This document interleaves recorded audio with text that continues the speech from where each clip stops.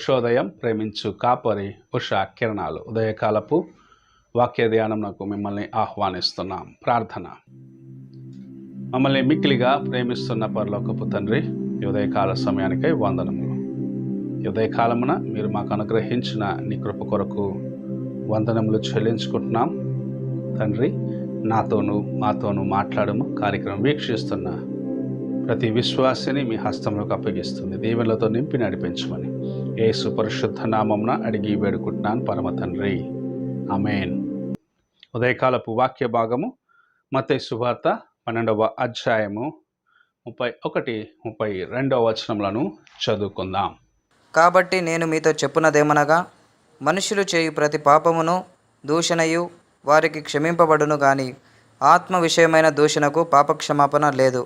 మనుష్య కుమారునికి విరోధముగా మాట్లాడువానికి పాపక్షమాపణ కలదు గాని పరిశుద్ధాత్మకు విరోధముగా మాట్లాడువానికి ఈ యుగమందైనను రాబోవు యుగమందైనను పాపక్షమాపణ లేదు. యేసు ప్రభు తన సేవ కాలంలో మనకు జ్ఞాపకము చేసిన ఒక ప్రాముఖ్యమైన కార్యము, మనుషులు ఎటువంటి పాపము చేసినను వారికి క్షమాపణ ఉన్నది, కానీ క్షమించలేని ఒక పాపము ఉన్నది అని హెచ్చరించడం మనం చూడగలము. యేసు ప్రభు నీవు ఎంత ఘోరమైన పాపము చేసినను నిన్ను క్షమించేదానికి సిద్ధ మనస్సు కలిగిన వాడిగా ఉన్నాడు. నిన్ను అంతగా ఆయన ప్రేమించినాడు. నీకోసము సమస్తమును విడిచిపెట్టి, అనగా తండ్రి కుడి పార్శ్వమున కూర్చుండే ఆ గొప్ప భాగ్యమును విడిచిపెట్టి పరలోకములో దేవదూతలు మధ్యలో నివసిస్తున్న ఆయన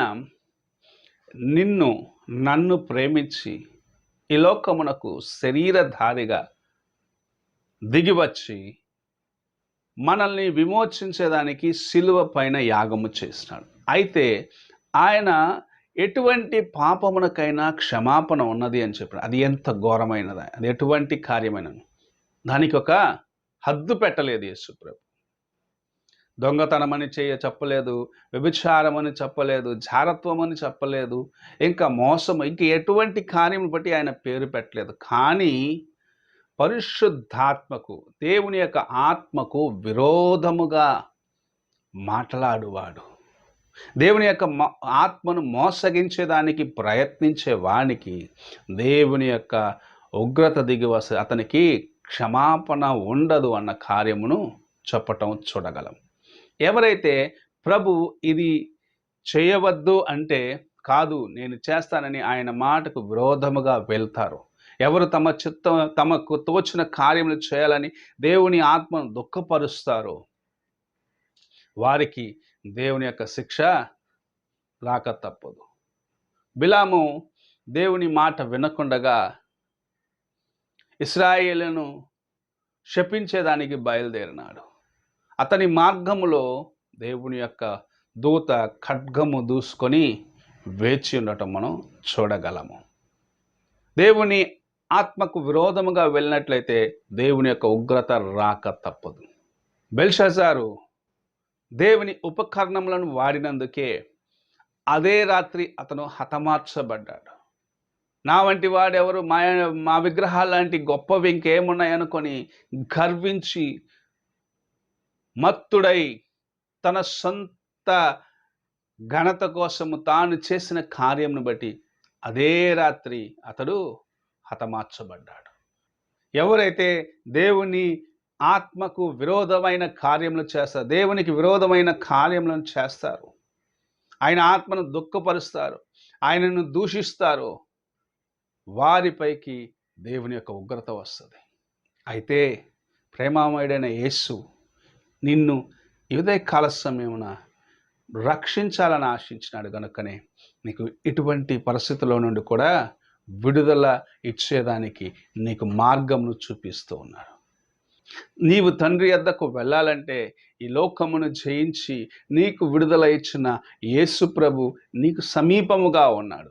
నీవు చేయవలసిన కార్యము నీ హృదయమును యథార్థముగా కాపాడుకుని ఎటువంటి మచ్చ, ఎటువంటి డాగు లేకుండా నీవు నివసిస్తూ దేవుని యందు నీ హృదయమును పరిశుద్ధముగా కాపాడుకుంటూ దేవుని ఆత్మకు విరోధమైన కార్యము ఎంత మాత్రము చేయటానికి నీవు తలంచకుండగా, అనగా అపవాది నిన్ను శోధించినప్పటికీ నీవు దేవునికి విరోధమైన మాటలు నీ జీవితంలో నీ నోట నుండి రాకున్నట్లుగా జాగ్రత్తగా కాపాడుకోవాలని ప్రభు ఈ ఉదయకాల సమయంలో నీతో మాట్లాడుచున్నాడు. యోబు భక్తుడను అపవాది పరీక్షించినప్పుడు దేవుని యొక్క అనుమతితోనే పరీక్షించినాడు, కానీ ఆయన తన యొక్క విశ్వాసంలో స్థిరముగా ఉన్నాడు. ఒక్క మాట కూడా దేవునికి విరోధముగా వెళ్ళటానికి ఇష్టపడలేదు. తన భార్య ప్రేరేపించినప్పుడు 3 రాళ్ళలాగా మాట్లాడుట మాని, ఆయన మేలు చేసినప్పుడు మాత్రమే ఆనందిస్తావు, అప్పుడే నీకు ఆయన దేవుడా, కష్టమును అనుభవించలేవా అన్న రీతిగా ఆయన తన భార్యను గద్దించిన కార్యమును మనము పరిశుద్ధ గ్రంథంలో చూస్తూ ఉన్నాం. దేవుని యొక్క ఆత్మకు విరోధమైన కార్యములను, మాటలను ఎన్నడూ పలుకరాదు అని ఈ ఉదయకాల సమయంలో మనతో మాట్లాడచ్చు. చాలామంది వారి యొక్క కష్టం వచ్చినప్పుడు, వారికి దుఃఖం వచ్చినప్పుడు, దేవుడికి కళ్ళు లేవు, నాకింత కష్టం రావాలనా, నన్ను ఎందుకు ఇంత బాధ పెడుతున్నాడని చాలాసార్లు చెప్తూ ఉంటారు. కొన్నిసార్లు నా నోట కూడా మాటలు వచ్చినాయి. అయితే అది ఎంత పొరపాటు అని గ్రహించుకునేదానికి కూడా ప్రభు హెచ్చరించినాడు.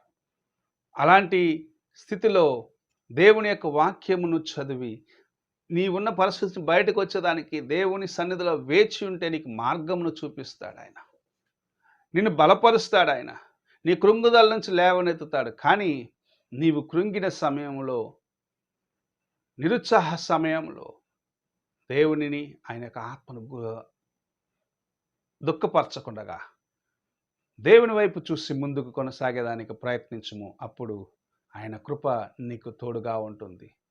దేవుని యొక్క ఆత్మకు విరోధముగా ఏ కార్యమును చేయటానికి, మాట్లాడటానికైనా సరే, తలంచుటకైనా సరే నీవు ఎంత మాత్రము నీ హృదయంలో స్థలం ఇవ్వవద్దని ఉదయకాల సమయంలో ప్రభు నీతో నాతో మాట్లాడుచు ఉన్నాడు.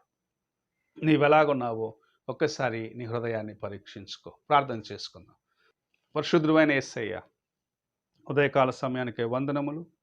నీ కృపను బట్టి, మాకిచ్చిన నీ వాక్యమును బట్టి స్తోత్రములు చెల్లిస్తూ, మేము నీ వైపు చూసి నీకు సమీపముగా ఉండేదానికి సహాయము చేయమని, నీలో ఎదిగి ఫలించేదానికి దేవా, నీ సహాయము పొందుకునేదానికి మేము మొదటిగా నీకు నాయన దగ్గర అయ్యేదానికి సహాయము చేయము. అపవాది యొక్క నాయన కుతంత్రాలకు లోనైన వారిగా నీకు విరోధముగా మాట్లాడి దేవా, నీ యొక్క శిక్షకు గురి అవ్వకున్నట్లుగా మా యొక్క విశ్వాస జీవితాన్ని కాపాడుకునేదానికి సహాయము చేయమని యేసు పరిశుద్ధ నామమున అడిగి వేడుకుంటున్నాను పరమ తండ్రి, ఆమేన్. తండ్రి అయిన దేవుని ప్రేమ, కుమారుడైన క్రీస్తు కృప, ఆదరణకర్త అయిన పరిశుద్ధాత్మ యొక్క సహవాసం ఇప్పుడు ఎల్లప్పుడూ తోడై ఉండి సదాకాలము నడిపించును గాక.